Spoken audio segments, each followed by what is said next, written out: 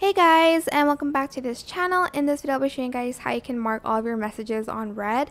So I have like these notifications here, like the red bubbles, I don't know what they're called, and I don't really like the look of them. So just go to inbox and then go to unread, and there's going to be mark all as red.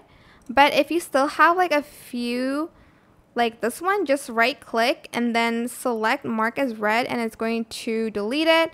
Or if it's in a folder, you can also do that, like here, mark folder as red.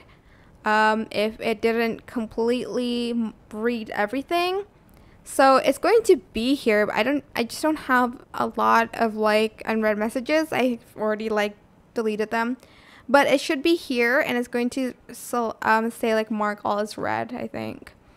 I hope this tutorial is helpful for you guys. Don't forget to like, comment, share, also subscribe to this channel if you haven't done that already. If you have any more questions, just leave it in the comment section down below.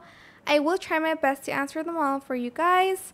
And if you found this video helpful, please click the thanks button above the description box down below. Thank you so much for watching. Bye!